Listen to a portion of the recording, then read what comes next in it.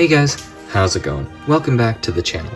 Now today we have a Canada Day special, as of course today July 1st is Canada Day, and to celebrate I am going to be showcasing a mock that I made of a Canadian vehicle, and this mock might have been the one that I worked on the hardest and took the most amount of brain power to engineer.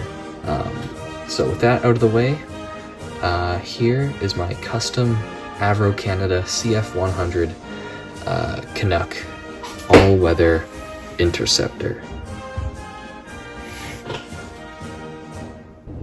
So this here is my CF-100 Canuck, and as you can see, it is a very large mock.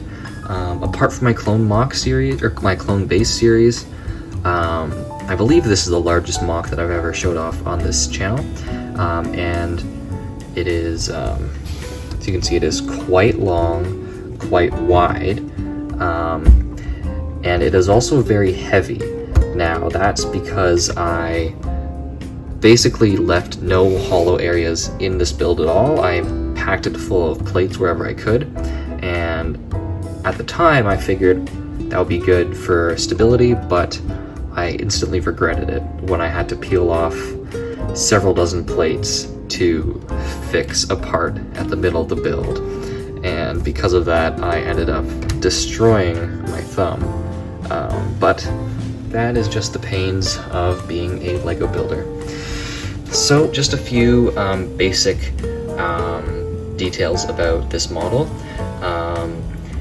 The CF-100 Canuck was an all-weather interceptor for the Royal Canadian Air Force during the 1950s, and there were three general color schemes or paint jobs, and I went for the European defense one. So it has camouflage paint on the top, and then just light gray paint on the bottom.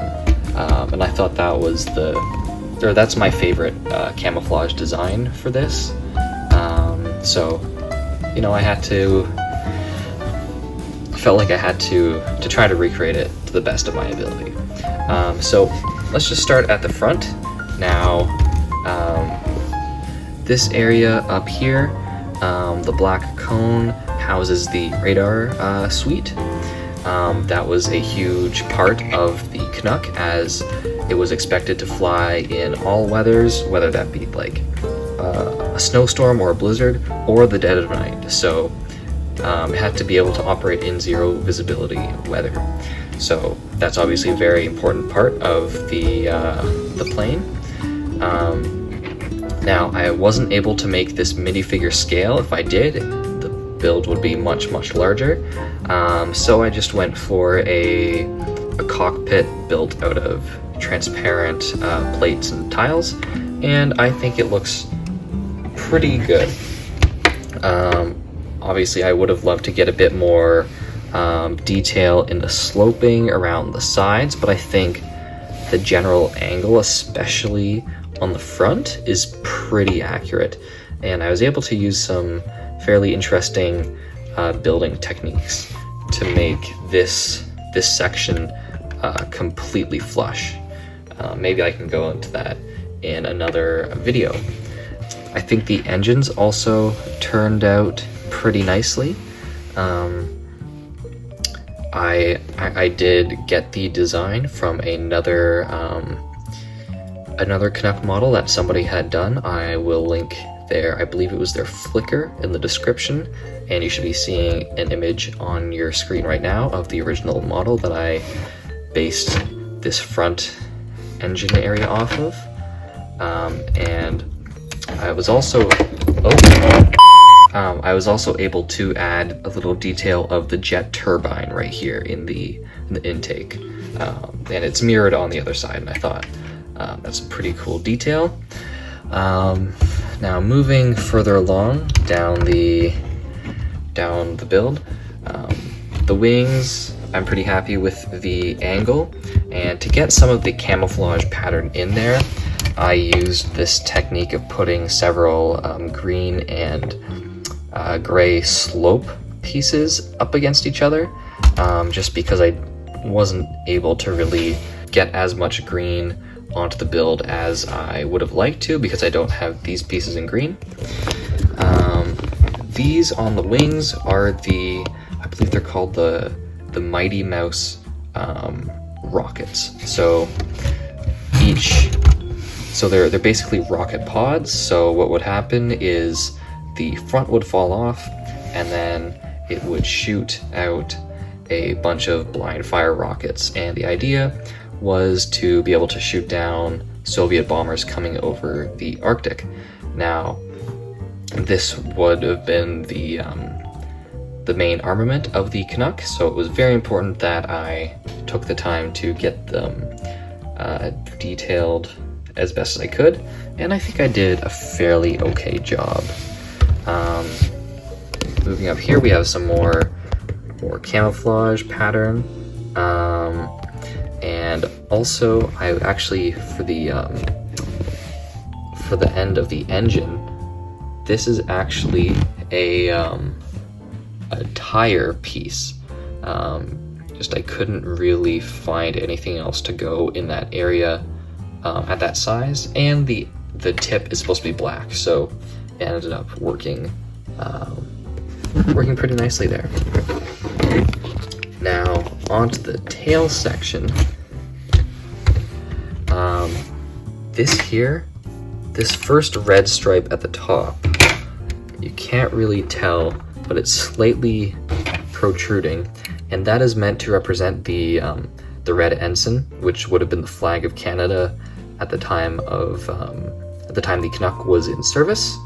And then these stripes, I just saw these stripes on a bunch of the reference images that I looked at, so I made sure to include those. I added some more camouflage onto the top of the tail wings, and you'll find a little bit more camouflage detail on the back. So that's most of the top, but the bottom is really where the interesting details are. So let's switch over to that. So this here is the underside. Now, right now I have the landing gear extended, and that was one of the most important details for me, just because that's how I will be displaying this. So it was really important that I got the details on the landing gear at least accurate enough, and then also functional, so that like it can hold up the weight of the aircraft. And I think I did a pretty good job. As you can see in these reference images, there are like little flaps that go down on the side of the rear landing wheels, which would be like the covers.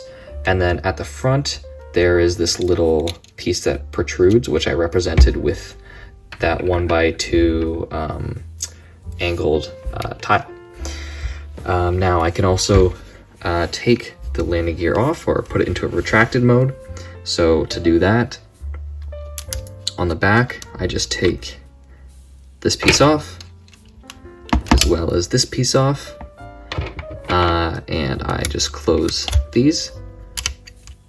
And then now the landing gear is represented as being retracted. And then at the front, I just take this piece off. And then I need 2 of these pieces. And I just replace the cheese slope and this jumper tile. And that is how it looks with the landing gear retracted. And this is I definitely think it looks nicer on the underside with the landing gear retracted. And yeah, I tried to make sure that I got the underside as accurate as possible with more reference images. For example, this section under here is often represented as being like a darker gray or silver than the other pieces around it, so that's why I did this as the only, or one of the only dark gray pieces. And you can also tell where the landing gear is supposed to be in a lot of the reference images, which is why I made sure that you can see the flaps here and don't just like replace them with tiles. So here, this is probably one of, if not my favorite details on the entire build, and that is the machine gun emplacements here. On the real Canuck, it had 6 50 caliber machine guns. Now I was only able to fit 4, as you can see with the 4 holes, but I think it still represents the idea fairly well. And I made sure to put it in the right position on the body. And I also made sure to smooth off most of the underside of the fuselage with these curved tiles. Now I actually used some fairly interesting snot techniques to get these tiles onto the bottom, because they're actually not the 2x2 curved tiles with the anti-studs. These are just the normal 2x2 tiles. And so the way, or actually no, I'll keep that a secret. I think I'll do another video on it later. But I was able to use that technique to reverse the studs over here, as well as in the rear, going all the way along the back. And I think if it wasn't for that technique, I would not have been able to build this. Like, that was the most crucial technique to constructing this. So look out for a video on that technique coming out soon. But yeah, so that is pretty much the underside. Yeah, I have some more camouflage patterns on the top. The one thing I would have liked to have would be a bit more green for the camouflage. It's just unfortunate that I don't have any of these pieces in dark green or any big tile pieces in dark green. Otherwise, I think this would be pretty close to a perfect mock, at least by my standards. So I am very happy with it. Well, that is my my Lego CF-100 Canuck. This is actually a build that I've been wanting to do for quite some time, because this is actually my favorite plane. One, I think it looks pretty cool, but also it has the interesting fact of being the only fighter jet fully designed and produced for the Royal Canadian Air Force by a Canadian company, that being Avro Canada. So because of that, it will always hold a special place in my Canadian heart. So yeah, once again, happy Canada Day to everybody. Please let me know what you guys think of my build down in the comments, and don't forget to leave a like, share, and subscribe. Anyways, this has been HMS Studios Mocks and Tutorials, and I will see you guys next time. Thank you for watching.